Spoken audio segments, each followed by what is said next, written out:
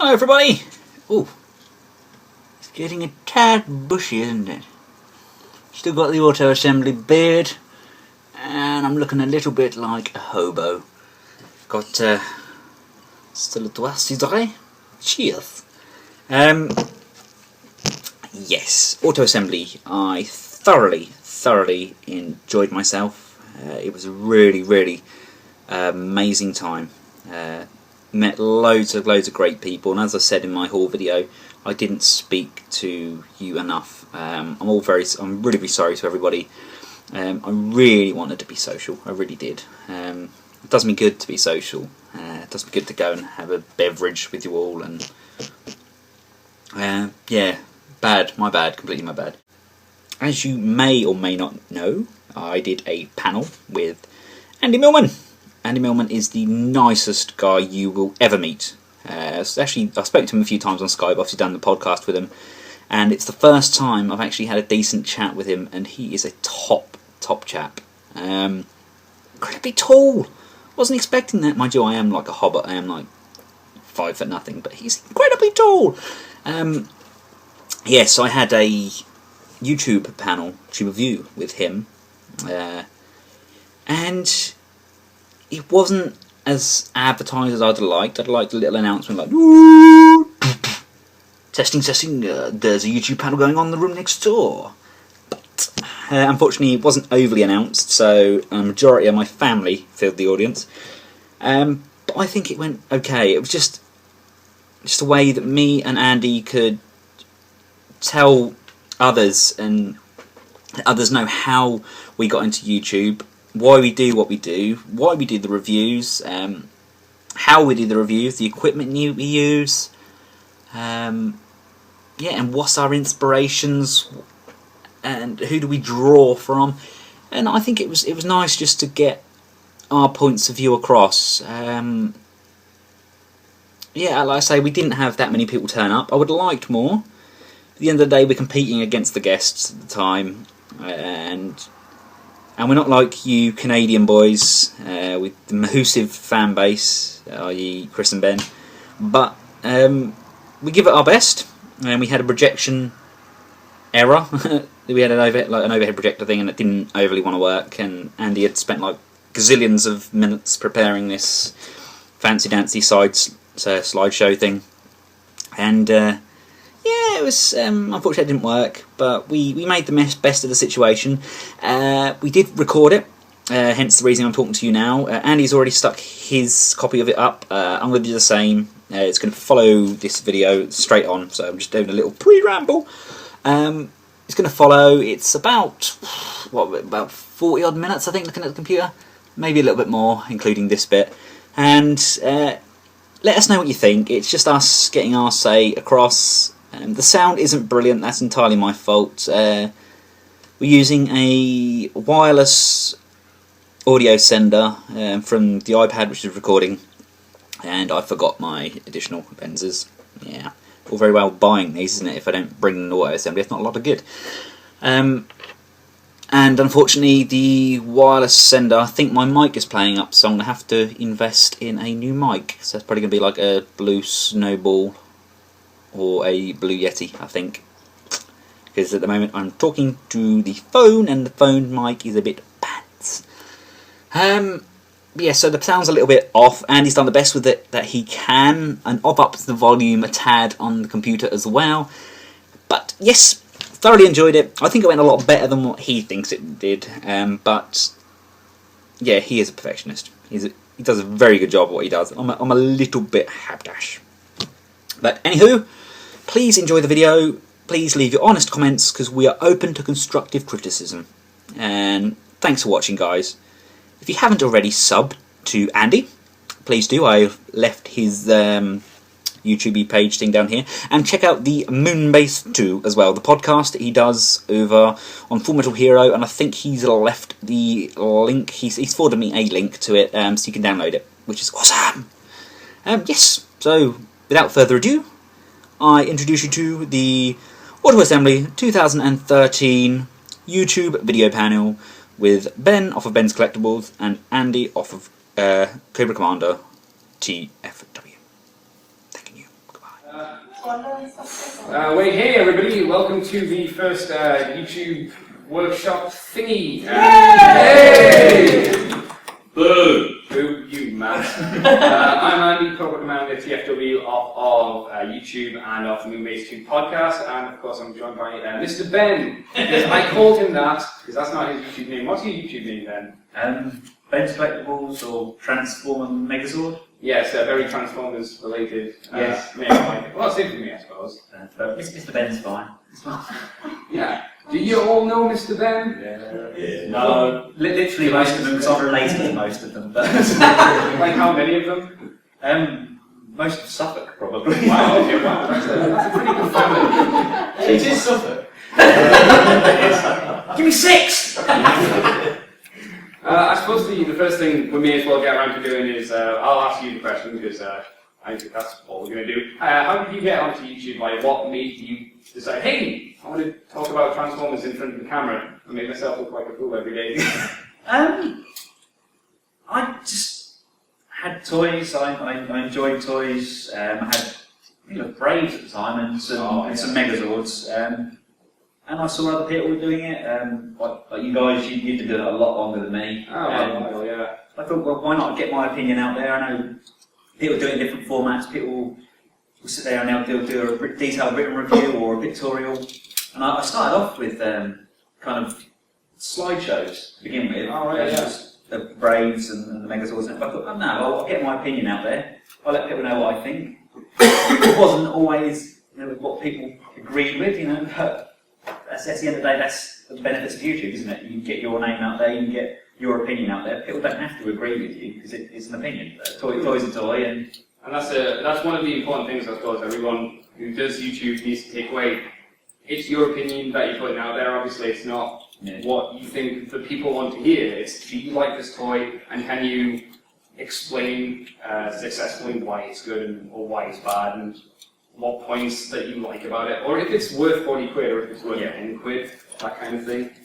Do you agree with that? Yes, no, yeah. I do absolutely. What might be worth £40 to me, somebody might say, "Oh, that's horrific. Come, shame on you for being late." Shame. We'll see you out. What seems like a £40 toy, you say, "Oh, brilliant, that's great," but somebody else might think, well, that's a rip-off. I recently had that the armour for the Fall of Cybertron figure. I managed to get hold of that from Transformazing. Some people said that is absolutely terrible. That's a complete waste of money. Whereas I had it in my hand and I thought, I know you guys, you didn't like it. No, it wasn't for me. No, but I really liked it. But then there was a huge argument on the internet about it shouldn't be sold to the trailer. The trailer's a complete waste of time, just to sell the armour. I really liked the trailer. I thought it was fun, and I thought it was nice to have something to display with them, so everything did something. But as it is now, they've now stopped the trailer section, and they're just releasing the armour and the dropping price. But my opinion wasn't that of everybody else's, apparently. But it doesn't matter, does it? Unless at the end of the day, they're out there to make the sales, aren't they? Exactly, yeah. And you buy it if you like it, or you buy it if you don't. And you guys, don't laugh. It's what you do. So I suppose, what do you use then for your recording, and what's the setup, I suppose, for everything that you do at home for your films? I'm not overly professional. I know people they'll spend a good amount of money on these cameras, but nowadays you've got cameras in iPhones, iPads, iPods, Android, Sony's. Everything has a camera in it. At the moment, I've got most of my filming on the iPhone. I've got a program on there called Filmic Pro. It costs about $3.99, but you can adjust your white balance. You can then record your sound as a separate track. You can do loads. I've got iMovie on there. It's a very easy, very simplistic way of editing movies. I've recently started using my wife's iPad mini. Again, that's got Filmic Pro on that, and you can use your phone as a remote. So you don't have to be near the toy itself. You can, without touching the tripod, you can focus in, you can zoom, And I've also got a wireless mic set up now as well. Yes, so it's using a receiver and a transmitter that we can get decent audio. Yeah. Because I was recording my audios as a separate track because the phones are good, but they don't pick up audio brilliantly. Whereas some people have great mics. I'm sure you'll talk about that. Yeah, good old Yeti there. Yeah, but it just seems when I'm using, I've got a PAL mic and recording the audio together with the video, it cuts down on the editing time as well, and people have been leaving really positive feedback, so they've liked it. So. Yeah. So, what equipment do you use? What do I use? I use, I suppose, quite an old camera at this point. It's a SD, if anyone's interested, Sony DCR SR36, which was quite good before HD came around. Now it's unfortunately very old for its time. It's not the best thing you can have around, but the important thing everyone should, again, take away from this, that even if you have the best camera in the world, if you don't have good lighting, it's going to ruin the quality of your image. Absolutely. If you get the setup for your lightings done, it's crazy how much that can improve the quality of the video. What I have is I have just 3 fairly cheap lamps, 2 focusing on the figure from kind of crossways, and then 1 final one on the background just to help the figure get pulled out of the background and to help you show it. Recently, I've been using Mr. David Wallace, Mr. Cal O'Brien, who you're probably aware of. You saw him up on stage. And I'm using his camera at the moment right on there. That's HD, and when I made the switch over, it was amazing. I really noticed the difference. And like Ben said, you record using a separate device. Yeah. Microphones on cameras are awful. They're terrible, terrible things. You can buy extensions and stuff, but I found it just easier for myself on editing. And because I do a podcast as well, I bought a Yeti microphone from America. Very good quality I wouldn't say it's professional, but it's semi-professional to a point. It's got really good audio quality, and you can do a lot with it for not too much. I think it's like $60 when I got it on sale. So I do all my audio recording separately because I find talking and doing the recording, if I make a mistake, and it's like 20 minutes of me talking could be completely wasted. So the Yeti microphone is a big help to me. That's pretty much all the equipment I use. The only other stuff I've really got is obviously the video editing software, which you talked about. And I use Adobe Premiere CS5.5, which isn't the newest version, but it's the one I'm used to. It's professional level editing software. Really good, get in there, and very complicated to first get your hands around, but once you do, you can just have fun. You don't need any of this stuff. The thing you need, most of all, is enthusiasm. You need to enjoy what you're doing. Don't do it to become YouTube famous or make YouTube money. Do it because you love talking about a toy, or you find, like I do, the process of doing the videos just so much fun. I love doing that stuff. I don't like filming, especially in this weather, because, woo, it's a little bit warm. It's a little bit warm today, I'll be honest. Yeah, do people here do any YouTube videos? You do. What stopped you from continuing to do it? Because I'm still trying to work out how to use Windows Movie Maker without crashing. Yeah, unfortunately, Windows Movie Maker has a lot of issues to it. It's not the software side then. It's okay for just kind of getting into it, but if you could get something like Sony Vegas or one of the other programs, it'll just help a lot more because it won't crash quite as much, if at all. Yeah, I used to try and use Windows Movie Maker, and I started off with that actually. It was just so much quicker for me to just edit everything on my phone, because by the time Windows actually started working, it would then crash and I'd lose everything, and it was a nightmare. It's a shame because in theory, Movie Maker is such a simplistic idea. Drag, drop, publish. But yeah, it doesn't work.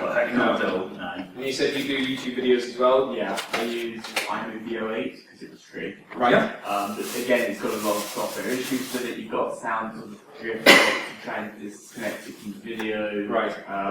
In fact, one of my friends just called me after watching the last video and said, okay, that's it. Come and find me I am giving you Adobe. Right. Yeah, Adobe, which version is it? Is it? No idea. But Adobe will help out a lot if you start with it. You can go either the Adobe After Effects route, which is much more better. I like special effects and like throwing giant flames and explosions and laser blasts everywhere. Or you can go down the just Premiere Pro route and just do the editing. That's what I do there. And when I want to do special effects, I do it in the After Effects. Yeah. Do you do special effects, Mr. Beck? Have you dipped your finger into there at all? No. There's an app for that, though. No, I haven't. That's not. I don't think it's my cup of tea. I'm enjoying what I'm doing at the moment, and it's good. It's fun. Yeah. And I know I'm not breaking in millions. Aren't you? No. Yes. Believe me, my wife is at the back. I'm not breaking in millions. No, not at all. You cry every time a new box comes in. Was it free or did you pay for it? Yeah. Yeah. And a lot of the time it's probably paid for it, right? Yes.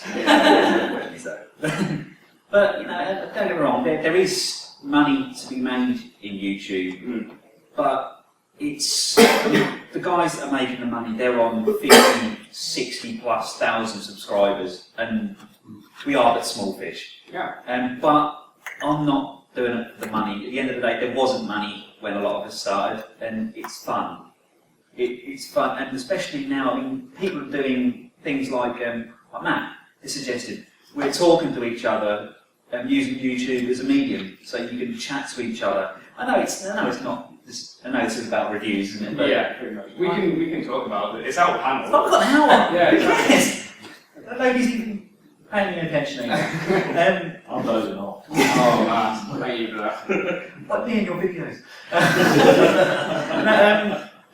People are chatting to each other on YouTube now. They're playing off each other. And it's a good community, especially the UK community at the moment. It's a good time to get on board, I think. I agree. Yeah. Just don't put me out of a job. You know?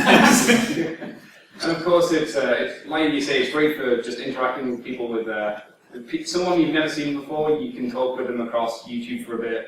You can see what they look like, and then you walk past at the auto assembly and go, "I know you. You're Mr. Ben, aren't you? From Benscollectables, yes? Yes. You're one of those YouTube people, I think, aren't you? Yes. As I walk away from you because I don't like you anymore. But yeah, how many of you have met people you know through YouTube just at this convention alone? A couple of people, one or two, okay. I've met a lot of my friends across YouTube and stuff, and that's kind of why Auto Assembly has become such a kind of special convention for me, because of what I did on YouTube, just meeting the people and getting to know them and then seeing them in person. It's always good, isn't it, Matt? It's absolutely fine, Matthew, yes. Yeah. Is your name Matthew? It's close enough. Oh, okay. Why did you start? So I've never actually asked you. Really? So why did you start doing? Obviously, I started watching you guys, and it kind of inspired me to get involved. But I mean, you guys started what, 4 or 5 years ago? Something like that, yeah. Why? I started off around Christmas time, just after the premiere of Transformers Animated had been shown. Or at least that's when I became aware of YouTube. I knew what YouTube was, but I had no interest in it. Then I heard about Transformers Animated and I was like, oh, Transformers Animated, that sounds really awesome. It looks way better than Cybertron or Galaxy Force. It looks like the last thing that really excited me so much was, since before then, was the Unicron from Armada. That was what got me back into Transformers, and then it was kind of like just floating along going, yeah, this is alright, but it's not great. Then I saw Animated, and that kind of really drove me in. I watched Mr. Dave's, Cal O'Prime's video talking about it, I think on Christmas Eve, or New Year's Eve or something like that, and I was like, it was Christmas Day. Christmas Day. Okay, I thought, hey, that guy is talking about Transformers, he seems pretty cool. And then he mentioned a couple of times that he was from Newcastle. I was like, I'm from Newcastle, sort of. I did a couple of videos just because I was like, it looks so much fun just to sit in front of the camera. And again, it's interacting with people who don't live anywhere near me. Well, obviously Mr. Dave, I found out, did live near me, but until then, there was no one around, and it was just interesting to hear other people's takes on Transformers rather than, you collect toys? What's that about? So that's pretty much where how I got started doing it. It was just watching Dave and then watching a couple of other people and just getting drawn in, like a lot of people do, I think. I think a lot of people see this stuff and see how much fun you have doing it. They're like, I wouldn't mind giving that a go. I wouldn't mind trying to get in on the fun, I suppose.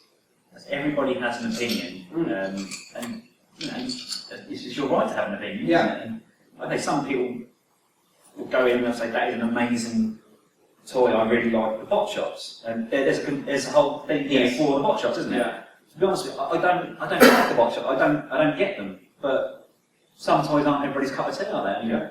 Like me and my braids. Some people are like, why on earth do you even have braids? Because they're awesome! Exactly. Except Paul, who got rid of all of them. Like dirt cheap. Shame. Oh, bad times. What else is there I suppose we can talk about? I think there are a couple of other bits we can cover here and there. We did have like a really, really super professional Oh yes, we promised. slideshow. It was really good. I mean, I've seen the Canadians do theirs, and yes. they were like, ours was much more professional. Yes. But it just doesn't work, does it? Yeah, I did have a video that was just going to show where I was 5 years ago with my camera, which was just like a web camera. So kind of where I am now, just to show how my equipment and picture quality and just my styles changed over the past 5 or more years, I suppose. I guess it's actually probably 6 years, because I came with Dave with my first auto assembly 6 years ago. So yeah, wow, 6 to 7 years on YouTube. Yeah. I think basically for the masses, if you ever see the evolution of how a guy does his work, go onto his YouTube channel, watch the very first video they've ever done. Because I've done it with this guy, oh my god, what's that little 15-year-old boy doing with once? And then watch their current one. It is absolutely astounding how not only the video quality, but the mannerisms of the person behind the videos as well. Because they change along with videos. Yeah, that's the great part about having subscribers and people comment, because you can really feed off what people are saying. Like, I thought people were happy with me to voice over my reviews as a separate audio track. Yeah. But it turns out doing some with the audio record at the same time, they preferred that. I wouldn't have known that if I didn't have the comments, and people, you can pick up a lot from what people say, can't you? Sometimes you don't get constructive feedback. Yes. Sometimes you just get, I guess, hecklers like Matt in the audience here throwing insults at you for no reason. Have you put on weight? Yeah, exactly. No. And like, if you're starting up on YouTube, don't worry about. I'd say the first year is kind of like your testing ground. It's you building up confidence, because it's. You say, all you gotta do is sit in front of the camera and talk. That takes quite a lot of confidence, because the first time anyone ever does it, you're like, this is weird. How can I talk to an inanimate object unless you're an incredibly odd person? And that man over there. So if you're nervous and think I'm not doing a good job compared to him, or her, don't worry. Just it's all about just gaining that confidence, getting comfortable with yourself, and just finding your style. And don't worry about stealing somebody's style, because it's really about your opinion. If you film in a certain way, that's just how you think it looks best. I wouldn't ever worry, like some people have said, oh, I'm a knockoff evangelist because I have sweeping shots, but it's because I like to get close into the toy, and I like to have a bit of motion to the videos. I could just put up a still shot, but I don't find still images too effective. Like going from a moving picture to a static image of the toy and then maybe panning up and down, I find it much more interesting to keep that camera moving, having a nice flow with it. Yeah. Should we talk about how we edit, I suppose? Yes. How do you edit, Ben? Because obviously you've got your phone program. And, Yeah, literally all I've got on the phone is iMovie, and I've got it on the iPad as well. And it's really simple. You film, when you're using Filmic to record, you have to save your file onto your iPad or iPhone, then you have to transfer it separately onto your camera roll, and you can just drag it into your iMovie. I don't tend to edit that much. I don't like to cut out things. I know some people, if we were discussing earlier on about people breaking things on the review. At the end of the day, if the figure's going to break, I don't really want to cut that out of the video, because I'd rather people learn from my mistakes. If I'm useless, I can't apply stickers, I'm super heavy-handed with things, and generally, if it doesn't break on camera, you can buy it, because if I haven't broken it, then chances are it won't break. But I don't know, I don't tend to cut too much out. It was a lot harder when I was doing what you do with your audio. Yeah. Because it's your syncing and getting everything, especially with your sweeping. No, I couldn't do that, no. It's easy. Everybody can go, literally, stick it on there, drag it in, easy peasy, publish. And I've got an intro designer on there as well. Yeah. So you have to give everybody credit on YouTube, otherwise they'll take your videos down. So Yeah. it's all in the field. If you're using anybody else's music, just chances are your video won't get taken down, just as long as you credit who the music's come from. So I know some people like to put, I don't know, a few songs or something on there in the background, and go for it, just credit everybody. That's pretty much all I do For your editing yeah, process. and sometimes I'll adjust the contrast, just dependent, because How long do you actually film for? How long is the filming process for you? obviously depending On a general, like for a deluxe figure, let's say, or a Deluxe. deluxe figure, you usually average out to about how long for filming? interrupting pending, dogs barking, chickens in the back garden going, or Wow, madhouse and Ben's house, I guess. it can take anywhere between half an hour and an hour Yeah. for filming, and I'm only getting, my reviews aren't long, they're between 6 and some of the ones for the Go combiners. Yeah, they take a bit longer. Yeah, There's more to the show. There's a obviously. lot more to do, but Yeah. average between 6 and 20 minutes, and obviously the longer I'm filming for it, it's because I did transformations. When I'm incorporating transformations, I'm constantly got my head in the instruction manual. But I think between half an hour and an hour, and then probably about 20 to 30 minutes of editing. Right. So it's pretty brisk. Yeah. And then about 6 days uploading with Sky. You weren't around when YouTube first popped up, when you didn't even know sometimes if the YouTube video would appear. Nowadays, you have a bar, it tells you how long it's going to take to come onto the channel. Back in the day, you just kind of put it up, it had the twirly thing, and you went, I guess I'll go to bed and maybe it'll be up. And you come down the next morning and it's like, oh gosh, sorry, the internet wasn't very good. Those were bad times. I was splitting your video into parts if you were. Yes, back then what you had to do was you could only have 10 minutes unless you were a partner, and that made, at least my videos back in the day, because they were usually about 20 minutes long, that made them very difficult to do. Now, for my filming, it usually takes an hour to an hour and a half of just constant filming in a very dark room with three very bright hot lamps. It's a very, very warm experience. I don't know You if get it's- close to those lamps as well, don't you? Oh yeah. I mean, I've only got desk lamps. That's all you need, by the way, £5 or something. Yeah. How much are they? Desk lamps? They were like £3 from IKEA. Yeah, Oh, pretty yeah, good. yeah. But they're stonkingly warm. You're getting close to that toy. Yeah. They are really warm. Be careful, you can burn yourself. I have a couple of times had some hair go just ripped away from me just because it's so hot.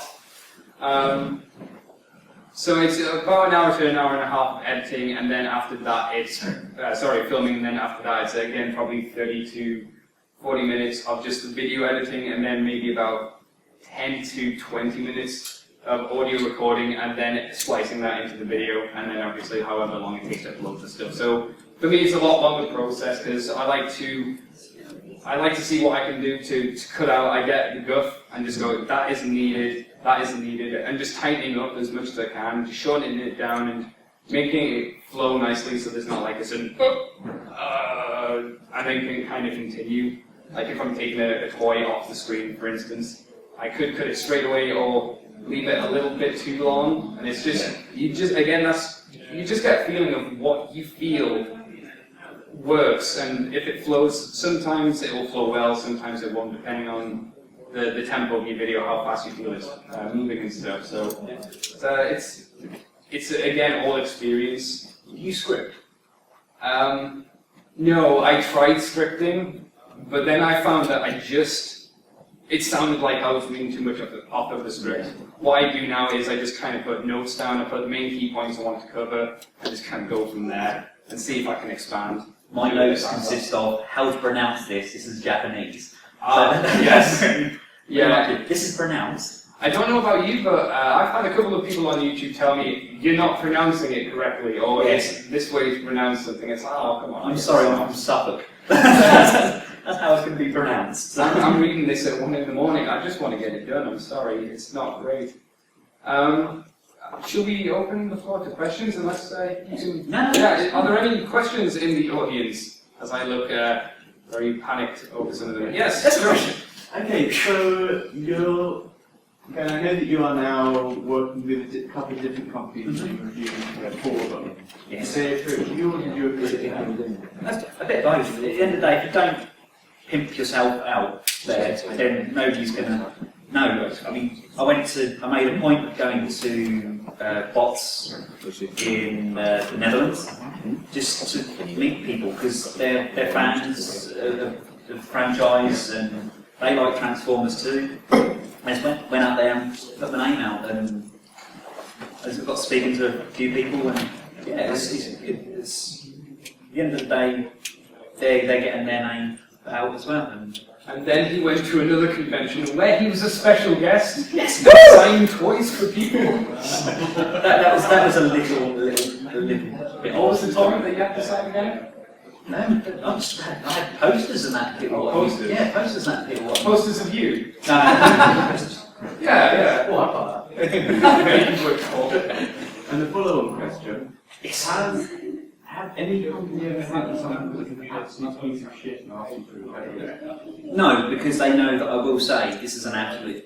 There are some reviewers out there that won't give. At the end of the day, I try and get on with everybody on there on YouTube because at the end of the day we're all in the same place. We don't like the toys, whether our partners like us to like the toys or not. But it's. People say to me, "You're very positive with your reviews," and that's because I don't buy stuff I don't like. I'm not going to go to a shop and pay 50 quid for something just to bring it back and slate it. I like the Bumblebee figures. I like the new. I'm not a fan of Bumblebee, but I like the new IDW Bumblebee. Yeah. I think it's a good figure. People are saying, "Oh, it's got hollow chests." Yeah, but it's a £12 toy. You know, I was happy to go and spend £12. If there was something in there that I walked in and I thought, well, I'm not going to, that looks awful, and I'm not going to buy it. So, I haven't bought anything, I haven't been in contact with anybody, I haven't said anything because they know that I'm going to be brutally honest. If it's a bad toy, it's a bad toy. Bad toy.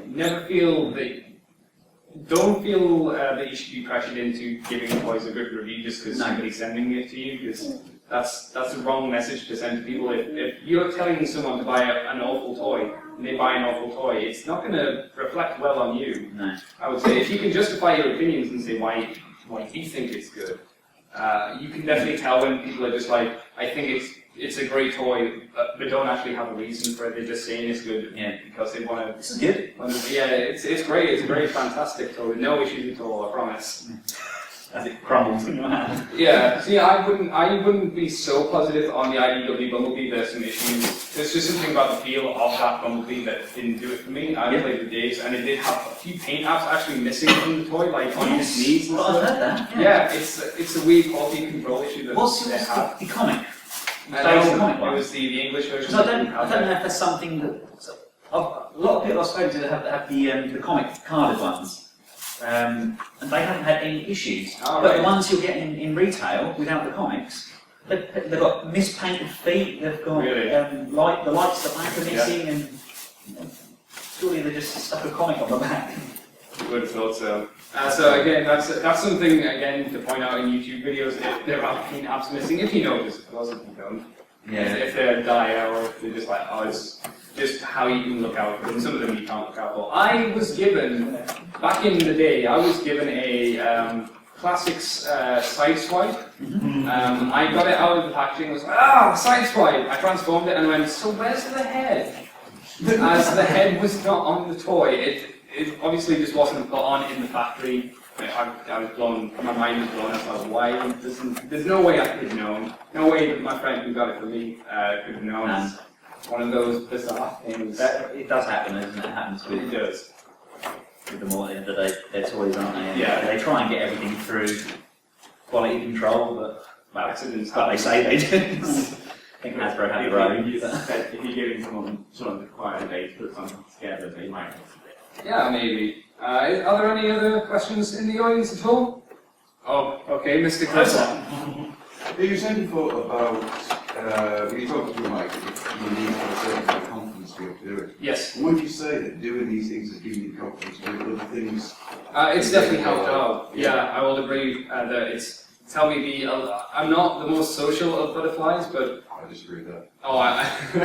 I do find it a little bit easier now just to have a bit more fun with my friends and express myself a lot more than I used to be able to. I think I was a bit more in my younger days, because I'm a very old man now, as you all know. Old man, you know.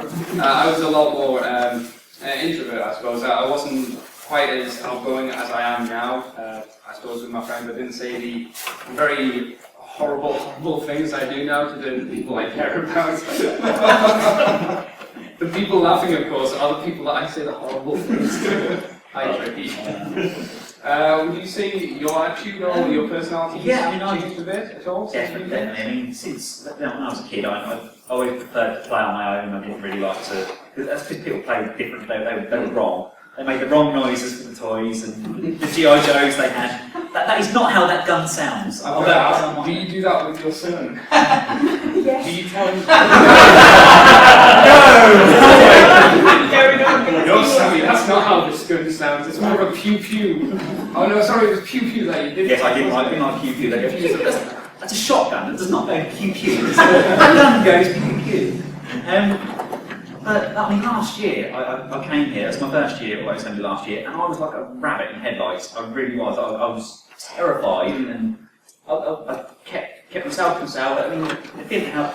My wife didn't have a pass last. She had the family pass as opposed to coming in.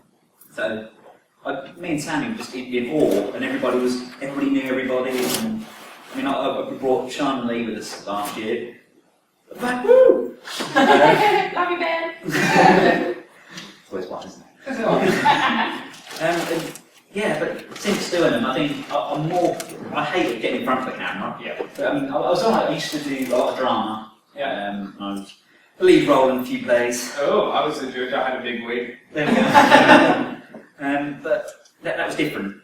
But now I just feel a lot more confident getting in front of people. Like this year, I decided to volunteer as well. Just you say hello to people and be polite. Yeah. No, I think it definitely helps. I don't know if any of you haven't watched Monkey's videos on YouTube. Yeah. He's talking to people, he's telling them how to get themselves in front of the camera. Because he was nervous as anything to get in front of the camera. And it just simple tips like putting a mirror behind the camera and talk to the mirror.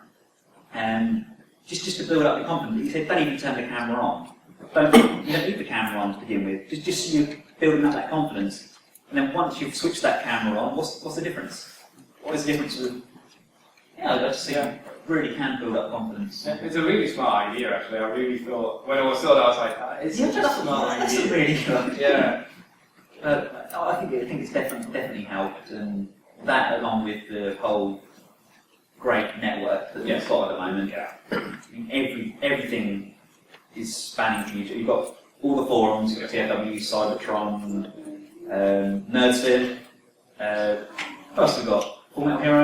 Movie-based podcast. That would be the place. You could also find us in the forums.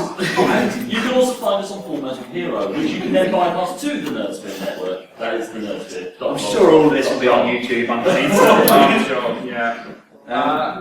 yeah. Shall we have one more question, perhaps, and wrap up? If there are any, of course. Are there any other questions that anyone wants to interesting? Yes, lady at the back. How do you deal with people who aren't very nice to you. So, you know, if you get somebody who's constantly, there's constructive criticism and then there's just people who are just horrible. I mean, you hear like cyberbullying. How do you deal with that? Because I know that you do get it and you get some awful comments. Yeah, I think you just got to take it on the chin. At the end of the day, when I had 100 subscribers, I'd have one hater. When I went up to 1,000 subscribers, you're instantly going to assume you've got 10 haters.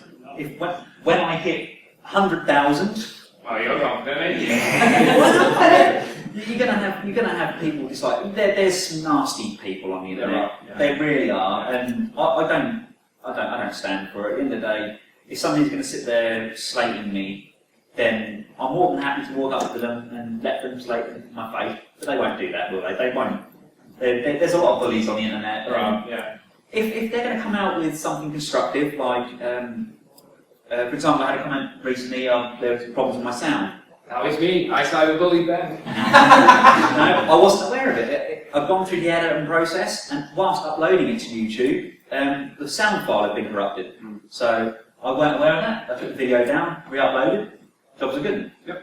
But then some people are just nasty. Like I don't know what somebody said to me. Like you sound like a complete. Yeah, exactly. Oh, I don't like the way you speak. Yeah. I'm sorry. Shall I put on an American accent for you? Yes. Yes. Again, it's a Suffolk. It's Suffolk. Can I chip in for 2 secs with this? Of course you can. Sure. A lot of people that give you these sort of comments are usually attention seeking themselves. The worst thing you could ever do to them is ignore them. So if you ignore them, there's nothing else to it. You just, like Ben said, you just take it on the chin. If they get too malicious with it, block them. It's that simple. Don't ever you never have to lower yourself down to respond to them, because that's the attention they really seek for. You'll get it as well. Most of the time you'll notice that comments are flagged as spam. I haven't flagged anybody's comments as spam. That is other people thinking they're just and they're flagging it. People don't like it. You're always going to get haters, aren't you? Yeah, it's just haters. It's the way of the internet. That's just how it works, unfortunately. But don't ever be put off by it. Yeah. Because you're going to have a lot more people like your videos than you are dislike your videos. And you'll make friends as well, and that's the important thing. Absolutely. And I think that's probably a good place to close it, I suppose. Yes? I hope this has been somewhat informative. Or entertaining. And very professional. Oh, of course.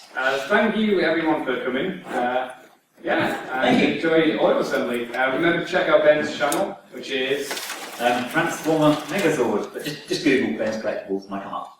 And hey, what's yours? I'm Cobra Commander TFW, and again on YouTube, and do the Moonbase 2 podcast. Yeah. If any of you want to do a response to this on YouTube, we're going to put your first video up on YouTube.